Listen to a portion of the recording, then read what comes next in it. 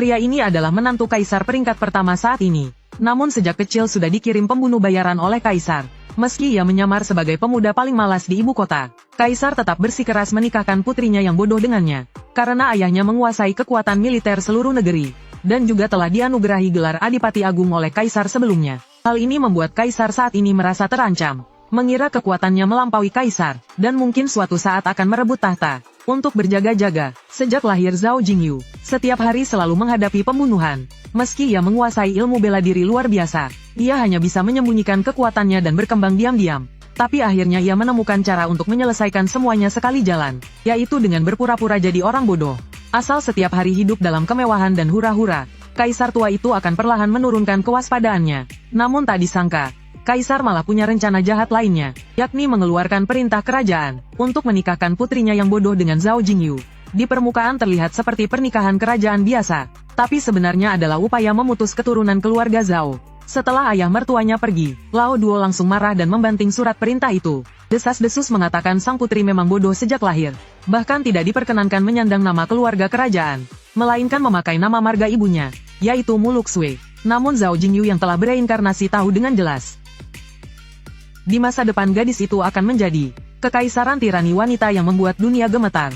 Tapi untungnya sekarang Mu Luxue masih sangat muda, asal kita merebut tahtanya lebih dulu, dia tidak akan punya jalan untuk naik tahta. Lao Duo, lebih baik kita memberontak saja. Sekejap wajah Lao Duo menjadi gelap. Aku ini pahlawan pendiri negara, kau anak kecil, mau dicambuk, ya? Tapi siapa sangka, sekarang Mu Luxue yang berada di istana kerajaan.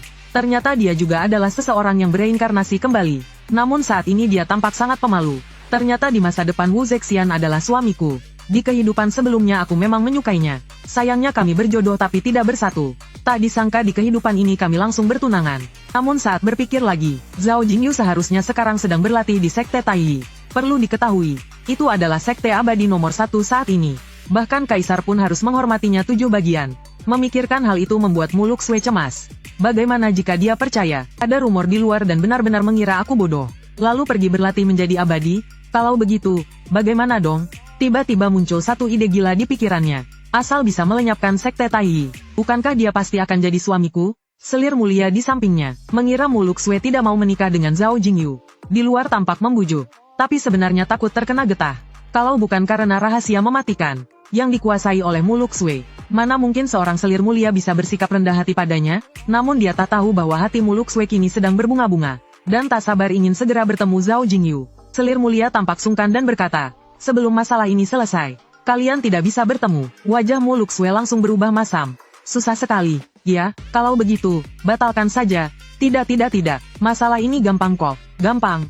Keesokan harinya di istana Qianqing, kaisar memanggilnya paman dengan ramah, sambil menunjukkan dokumen memorial yang mencela dirinya. Melihat wajahnya ketakutan, kaisar langsung merobek semua dokumen itu di hadapannya, dan menyatakan bahwa masalah itu telah diredam. Zhao Laoye langsung mengucap terima kasih.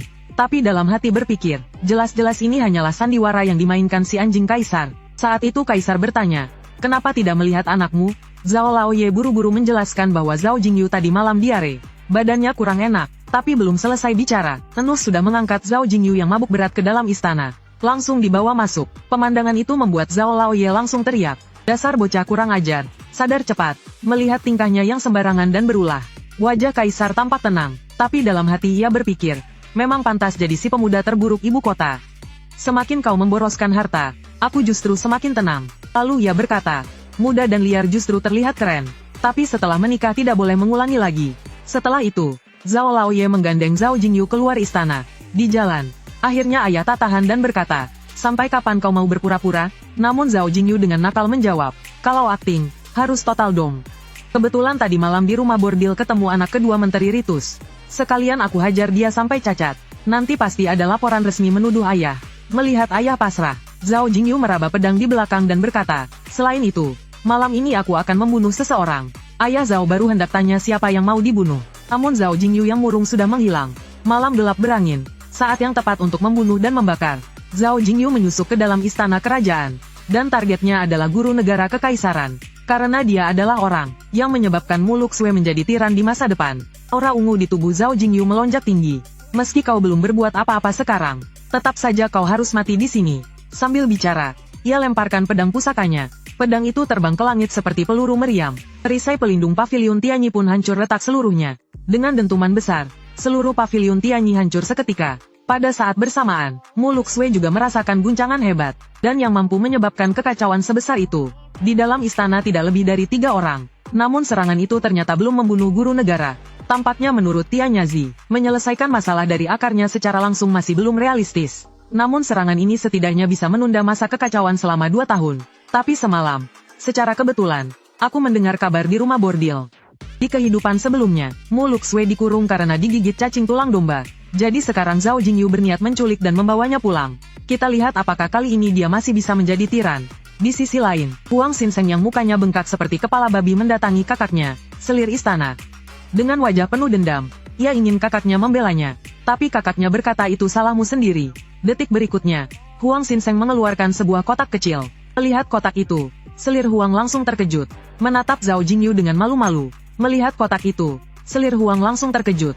Ia merebut kotak itu dan bertanya dari mana kau mendapatkannya. Menatap Zhao Jingyu dengan malu-malu. Menatap Zhao Jingyu dengan malu-malu. Itu jelas-jelas cacing drum yang selama ini ia pelihara diam-diam. Menatap Zhao Jingyu dengan malu-malu. Menatap Zhao Jingyu dengan malu-malu. Dan malah ditemukan oleh Mu Luxue. Menatap Zhao Jingyu dengan malu-malu. Akibatnya aku terus-menerus ditekan olehnya. Menatap Zhao Jingyu dengan malu-malu. Kenapa sekarang benda ini ada di tangan Huang Xinseng? Menatap Zhao Jingyu dengan malu-malu. Huang Xinseng pun bergumam.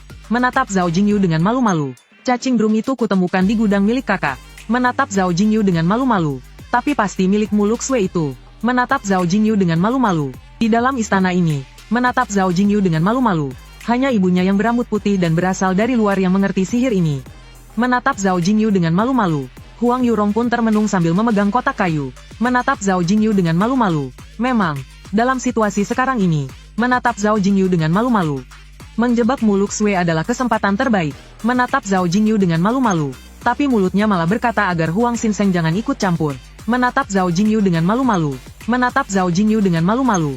Saat itu, ayah Huang Yurong pun datang. Menatap Zhao Jingyu dengan malu-malu. Ia juga sudah mendengar seluruh percakapan tadi. Menatap Zhao Jingyu dengan malu-malu. Dia bilang, sudah ada bukti yang jelas. Kenapa tidak digunakan? Menatap Zhao Jingyu dengan malu-malu. Namun Huang Yurong khawatir hal itu akan merusak hubungan dengan keluarga Zhao. Menatap Zhao Jingyu dengan malu-malu. Ayahnya menjawab, meski tidak bisa menjatuhkan keluarga Zhao. Menatap Zhao Jingyu dengan malu-malu. Kita tetap harus menunjukkan pada kaisar bahwa keluarga kerajaan ini berguna. Menatap Zhao Jingyu dengan malu-malu. Lalu ia membisikkan ke telinga Huang Yurong. Menatap Zhao Jingyu dengan malu-malu. Cacing drum itu sebenarnya milikmu, kan? Menatap Zhao Jingyu dengan malu-malu. Tapi yang hitam pun bisa dikatakan putih. Menatap Zhao Jingyu dengan malu-malu. Menatap Zhao Jingyu dengan malu-malu. Karena yang dicurigai oleh kaisar bukan cuma keluarga Zhao saja. Menatap Zhao Jingyu dengan malu-malu. Sementara itu, menatap Zhao Jingyu dengan malu-malu. Menatap Zhao Jingyu dengan malu-malu. Mu Luxue yang memiliki ingatan dari kehidupan sebelumnya. Menatap Zhao Jingyu dengan malu-malu. Juga tahu bahwa keluarga kerajaan akan segera menjebaknya. Menatap Zhao Jingyu dengan malu-malu. Tampak ia mengeluarkan botol kecil berisi cairan hijau. Menatap Zhao Jingyu dengan malu-malu. Menatap Zhao Jingyu dengan malu-malu. Lalu langsung menuangkan racun itu ke dalam teh. Menatap Zhao Jingyu dengan malu-malu. Di kehidupan ini, Mu Luxue ingin musuhnya pergi lebih awal. Menatap Zhao Jingyu dengan malu-malu. Saat itu tiba-tiba terdengar suara dari luar. Menatap Zhao Jingyu dengan malu-malu. Detik berikutnya, seorang pria menerobos masuk. Menatap Zhao Jingyu dengan malu-malu. Istri yang sudah dijodohkan denganku. Ada di mana? Menatap Zhao Jingyu dengan malu-malu. Saat Mu Luxue melihat siapa yang datang, menatap Zhao Jingyu dengan malu-malu. Menatap Zhao Jingyu dengan malu-malu. Pipinya langsung memerah. Menatap Zhao Jingyu dengan malu-malu. Menatap Zhao Jingyu dengan malu-malu. Di detik berikutnya, Zhao Jingyu langsung mengangkat cangkir teh di meja dan meneguknya sampai habis. Mu Luxue terkejut sampai terpaku. Lalu ia langsung berlari ke arah Zhao Jingyu. Namun malah jatuh ke dalam pelukan Zhao Jingyu. Zhao Jingyu bahkan menggoda. Belum menikah kok sudah segitu agresifnya. Siapa sangka, mata Mu Luxue tiba-tiba bersinar merah. Lalu dengan lembut dan penuh perasaan, meninju perut Zhao Jingyu, membuat racun yang tadi diminum langsung dimuntahkan. Setelah memukul, ia langsung mau kabur. Tapi Zhao Jingyu langsung menangkapnya. Sudah mukul orang, masih mau kabur? Mana ada urusan semudah itu. Lalu ia membungkul dan langsung mengangkat Mu Luxue. Ayo pulang bersamaku dan langsung lakukan upacara pernikahan. Namun, begitu keduanya pulang ke rumah, mereka langsung disambut oleh sebilah pedang. Untung Zhao Jingyu adalah orang yang bereinkarnasi. Kalau tidak, pedang itu pasti membuat keluarga Zhao punah keturunan. Dan di atas pedang itu, tergantung sertifikat penghargaan anak pembawa sial dari Ayah Zhao. Ayah Zhao memaki, "Anak durhaka, berani-beraninya kau menculik sang putri. Kau tahu berapa banyak pejabat istana yang akan melaporku?" Zhao Jingyu justru bangga dengan gelar anak pembawa sial, lalu hendak menyampaikan pidato penerimaan hadiah. Ayah Zhao berpikir, apakah perlu memukul anak ini? Tapi melihat sang putri, ia pun mengurungkan niat. Seperti desas-desus, sang putri ketiga memang cantik jelita. Sayangnya pikirannya tidak waras. Lalu ia memanggil kepala pelayan untuk mengantar sang putri makan. Setelah putri pergi, Ayah Zhao tampak kesal. Ia bertanya ke Zhao Jingyu, "Apa yang kau lakukan semalam?" Zhao Jingyu menjawab dengan pasrah, "Gagal membunuhnya." Ayah Zhao sangat terkejut. "Ada juga orang yang tidak bisa kau bunuh?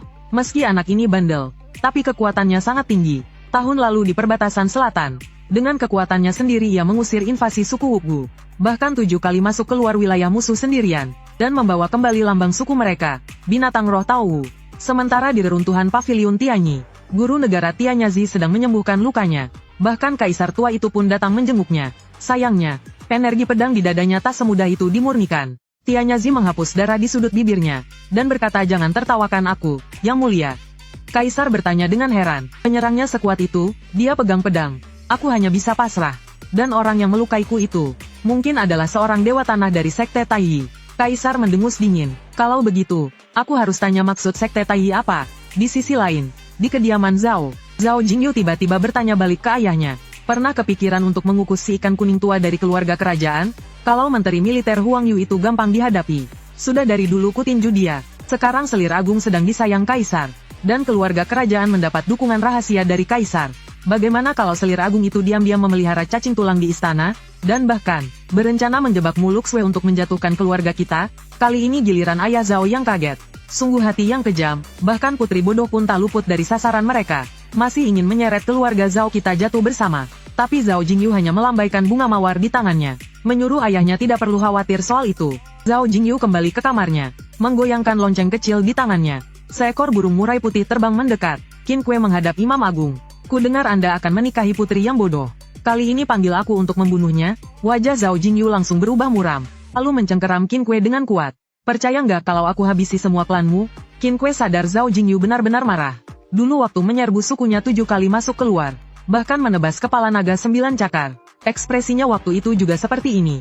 Ingat hal itu, Qin Kue langsung terbang menjauh. "Aku salah. Ampun, aku sudah kelewatan. Jangan sampai terulang lagi. Kalau aku dengar kata-kata seperti itu lagi." Qin Kue buru-buru berkata, Iya, tidak akan lagi. Tenang saja. Sekarang aku jadi wakil klanmu. Aku pasti tak akan menyusahkan cucu pemimpin sepertimu. Tapi syaratnya kau harus patuh dan dengar perintah." Qin Kue kembali bertengger di pundak Zhao Jingyu.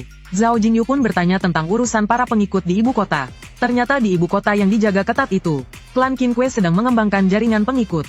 Dan Huang Yurong adalah pengikut dengan jabatan tertinggi di sana. Seorang pengikut, awalnya dikelola oleh tetua ke-9 yang paling ahli menyamar. Tapi setelah Zhao Jingyu menjadi imam agung, tetua ke-9 mengundurkan diri. Sekarang semua pengikut di ibu kota mengikuti perintah Zhao Jingyu. Setelah mengetahui semua itu, Zhao Jingyu bertanya apakah Qin Kue membawa Wuxiangyu miliknya. Qin Kue menjawab, "Disimpan dengan baik. Akan kuberikan sekarang." Lalu memuntahkan seekor cacing kuning dari mulutnya. Wajah Zhao Jingyu langsung seperti sedang sembelit.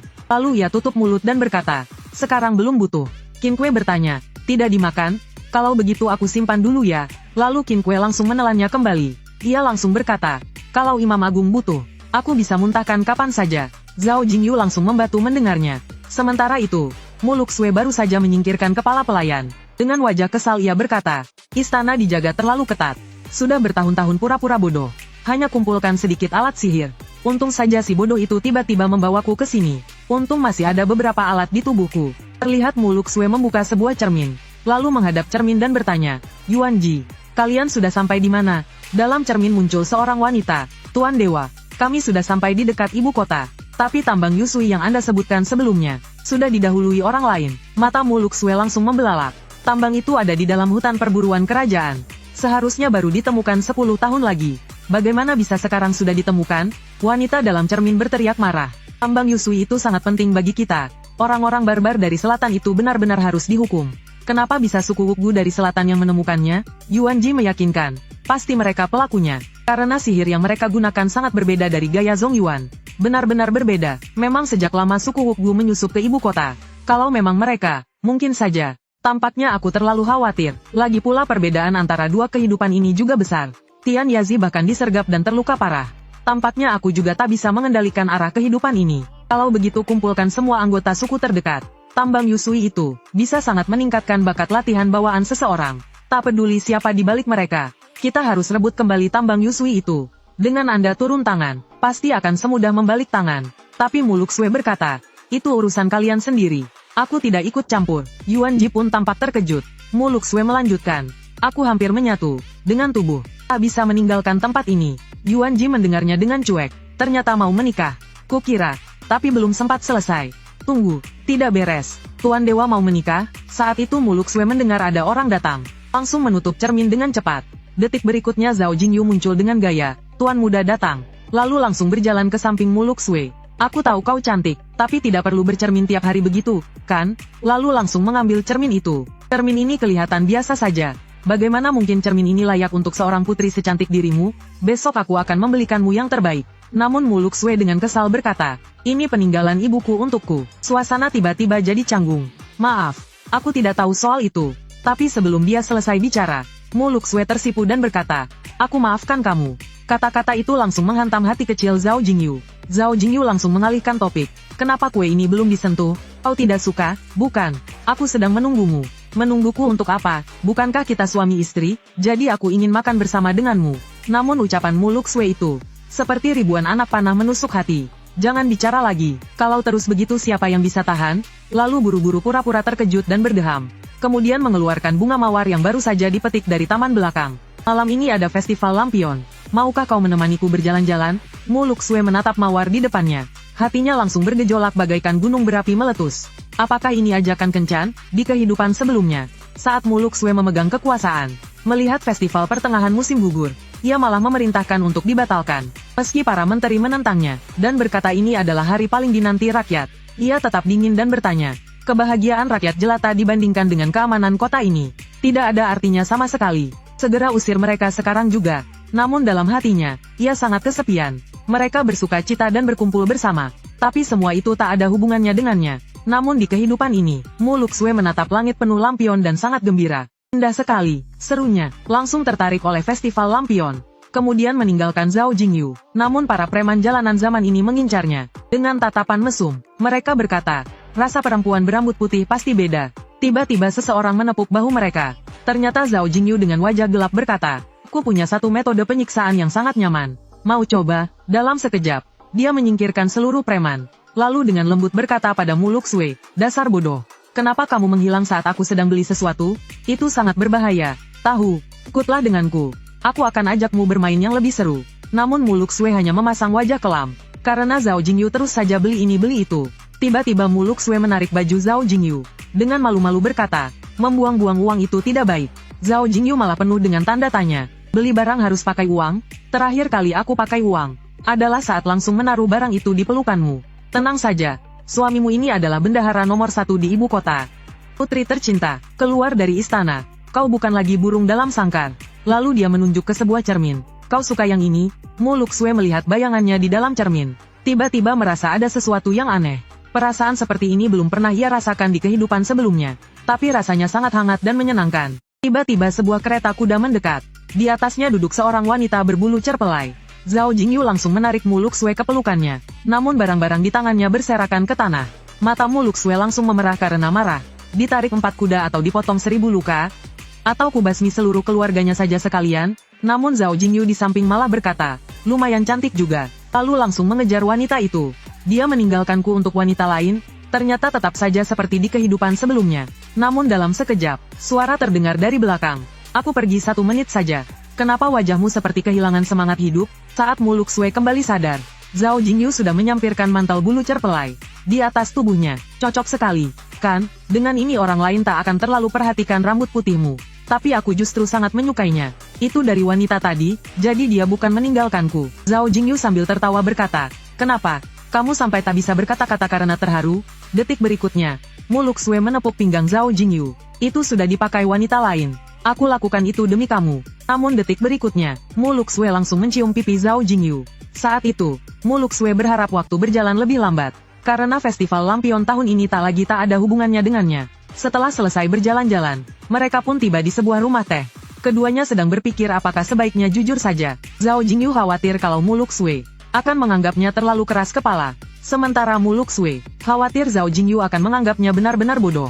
Akhirnya Zhao Jingyu memberanikan diri. Sebenarnya aku ingin mengatakan sesuatu padamu. Mu Luxue pura-pura kaget di luar. Tapi dalam hati dia mencibir. Kau cuma berpura-pura keren, ya? HMPH, aku sudah tahu sejak awal. Tapi karena kamu mau jujur, aku maafkan kamu. Namun sebelum Zhao Jingyu sempat bicara, lonceng di dadanya tiba-tiba berbunyi. Sial, Kingsway keparat. Kenapa cari aku di saat seperti ini? Mengganggu orang pacaran itu bisa kena karma. Tahu, tapi tak ada cara lain selain cari alasan buat pergi. Aku mau ke kamar kecil sebentar. Mu Luxue tampak jengkel. Dasar pengecut. Kalau kamu nggak ngomong, biar aku yang ngomong. Tunggu, sebenarnya aku juga punya sesuatu untukmu. Sebenarnya aku, Zhao Jingyu terlihat kaget, tapi dalam hati malah mencibir. Kamu juga cuma pura-pura bodoh ya? Aku juga sudah tahu. Lalu alat sihir di pinggang Mu Luxue pun menyala. Sialan kau, Yuan Ji. Kenapa harus cari aku di saat begini? Tiba-tiba ia teringat pepatah. Menikah dengan ayam ikut ayam. Menikah dengan anjing ikut anjing. Sebenarnya aku juga mau ke toilet. Suasana langsung hening seketika. Lalu, dua orang yang canggung dan bingung pun janjian bertemu lagi nanti. Namun detik berikutnya, mereka malah ketemu lagi di depan rumah teh. Zhao Jingyu canggung bertanya, bukannya kamu mau ke toilet? Mu Luxue pun jadi kikuk dan bingung mau bilang apa. Tiba-tiba, sebuah ide yang lebih memalukan muncul di benaknya. Ibuku pernah bilang, menurut adat di tempat kami, sebelum menikah, perempuan kalau ke toilet, harus jauh-jauh dari calon pengantin pria. Setelah mendengar itu, Zhao Jingyu benar-benar percaya. Dia bilang memang harus menjaga jarak sebelum menikah. Tiba-tiba Mu Luxue jadi cerdas. Balik bertanya kenapa Zhao Jingyu juga keluar. Zhao Jingyu langsung panik. Tiba-tiba mengarang alasan yang bahkan hantu pun tak percaya. Aku kadang gak bisa dengar musik. Kalau ke toilet jadi kena sindrom sembelit. Makanya harus cari rumah teh yang ada pertunjukan opera. Selesai ngomong dia nyaris ingin mati karena malu. Aku ngomong apaan sih? Tapi Mu Luxue justru percaya juga. Dia bahkan khawatir kondisi tubuh Zhao Jingyu. Berpikir akan cari kesempatan untuk minta tabib kelompok mereka memeriksanya. Begitulah. Setelah obrolan canggung, mereka pun berpisah. Mu Luxue mencari tempat sepi yang tak ada orang. Mengeluarkan cermin dan bertanya ada apa sebenarnya. Yuan Ji bilang dia sudah tiba di kota ibu kota. Dan memohon petunjuk dari Tuan Dewa untuk langkah selanjutnya. Sudah sampai, ya, dalam 2 hari. Aku akan suruh orang membawamu ke kediaman Zhao. Anggota klan lain yang datang sebagai bantuan belum sampai? Yuan Ji menjawab, Jenderal Dewa Yuesi demi menjamin segalanya lancar, memutuskan untuk ikut datang juga. Jadi masih butuh beberapa hari. Mu Luxue merasa jauh lebih tenang setelah tahu Yuesi juga datang. Di sisi lain, King Ke muncul di hadapan Zhao Jingyu. Tapi tatapan Zhao Jingyu seperti ingin menghajarnya. Lebih baik memang ada urusan mendesak. Kalau tidak, percaya tidak aku suruh beberapa pria kasar urus kamu? King Ke langsung berkeringat dingin setelah mendengarnya. Cepat-cepat menjawab, Tetua Agung, orang yang Anda suruh aku awasi sudah menunjukkan gerakan. Sore ini, Huang Yirong keluar dari istana. Begitu sampai rumah langsung rapat rahasia dengan ayahnya di ruang kerja. Kelihatannya pihak kerajaan sudah tak sabar. Zhao segera suruh King Ke siapkan lembah Wuxiang. Malam ini kita jalan-jalan ke istana kerajaan. Tak lama kemudian, mereka bertemu lagi. Wajah senang dan gembira mereka tak akan membuat siapapun menyangka bahwa mereka sangat licik. Malam pun tiba, Zhao Jingyu sudah lama menunggu di atap istana. Begitu melihat Huang Yirong sendirian, Zhao langsung keluarkan genderang Wuxiang dan berubah wujud. Menyamar jadi ayahnya Huang Yirong. Huang Yirong langsung sadar bahwa orang di depannya adalah penipu. Dengan wajah panik, dia mundur. Kau siapa? Detik berikutnya, Zhao Jingyu berubah menjadi wajah Huang Yirong. Huang Yirong langsung sadar ini adalah teknik lembah Wuxiang. Zhao Jingyu mengangkat lambang pengenal dan bertanya, apa kau kenal ini? Mata Huang Yirong membelalak. Lalu jatuh berlutut dengan suara duk. Utusan Dewa Suku Wu. Huang Yirong mendengar perintah. Namun dalam hati dia sangat terkejut. Dia kira setelah setahun tanpa kontak, sudah bisa lepas dari kendali mereka. Tak disangka mereka tetap datang mencarinya. Dan tulang kehidupan miliknya masih di tangan mereka. Kata-kata Zhao Jingyu selanjutnya membuatnya makin terpuruk. Masalahmu memelihara tulang sudah terbongkar. Bagaimana kau akan menanganinya? Tenanglah, Tuan Utusan. Saya sudah merencanakan untuk menjebak putri ketiga Mu Luxue atas kejadian ini. Zhao Jingyu langsung marah besar. Kau tahu tidak betapa pentingnya Mu Luxue bagi klan kami? Berani-beraninya kau ambil keputusan sendiri dan merusak rencana besarku. Huang Yirong ketakutan dan langsung sujud minta ampun. Lalu Zhao Jingyu mengeluarkan tulang hati binatang. Karena rumor itu disebar oleh adikmu, maka biarkan adikmu memakannya. Dan jangan lupa, tulang kehidupanmu masih di tangan kami. Kalau kau berani melawan, jangan salahkan aku bertindak kejam. Setelah itu, dia melemparkan alat komunikasi padanya. Sebelum pergi masih sempat mengancam Huang Yirong. Malam ini yang gila adikmu atau kamu? Pilih sendiri. Setelah bicara, dia pulang dan tidur nyenyak. Keesokan paginya, ayah Zhao membuka selimut Zhao Jingyu. Berkata dengan marah, cepat bangun. Matahari sudah tinggi tapi masih tidur. Petugas Li dari istana sebentar lagi tiba. Zhao Jingyu santai saja. Datang ya datang saja. Ngapain harus repot-repot? Itu semua adalah orang kepercayaan Kaisar. Kamu bilang bisa urus semuanya, kan? Atau kamu mau membuat mereka semua marah? Tapi Zhao Jingyu menarik selimut lagi. Siap lanjut tidur. Aku ini orang terpelajar. Tahu, masa harus tiap hari bunuh-bunuhan? Ayah Zhao langsung ambil sepatu kulit mengkilat tahun 82 miliknya. Sampai-sampai Zhao Jingyu ketakutan dan bangun seketika. Dengan canggung berkata, kan biarin mereka tetap hidup juga ada gunanya. Nanti setelah Istana Putri selesai dibangun, aku bawa mereka pergi. Emangnya masih ada yang namanya Istana Putri? Istana bilang tanah kerajaan sangat terbatas. Tak bisa dialokasikan. Jadi seumur hidupmu tidak akan punya kediaman putri. Zhao Jingyu langsung merasa hancur setengah hati. Sebagai calon suami putri, aku bahkan tidak punya rumah sendiri. Kaisar anjing itu benar-benar tak tahu malu. Tepat saat itu, kepala Kasim istana, Hai Gonggong, tiba-tiba datang. Ayah Zhao buru-buru menarik Zhao Jingyu keluar untuk menyambut. Namun dalam hati ia sangat terkejut. Kasim Hai adalah orang kepercayaan paling dalam dari Kaisar. Selama bertahun-tahun tidak pernah keluar istana. Kenapa hari ini tiba-tiba datang? Begitu melihat Zhao Jingyu yang santai dan sembrono di samping, tatapan Hai Gonggong langsung menjadi dingin. Zhao Jingyu juga tertegun. Si Kasim tua ini, di siang bolong terang-terangan melihatku dengan niat buruk. Padahal aku tak pernah menyinggungnya, kan? Mu Luxue melihat Hai Gonggong datang. Bersikap sangat tenang, namun tangannya menggenggam erat. Sekarang aku akan menikah. Baru kau datang menemuiku? Hai Qingdian menghela napas panjang. Sejak dulu, kesetiaan dan kebenaran sulit sejalan. Jika putri ingin membenciku, silakan benci aku saja.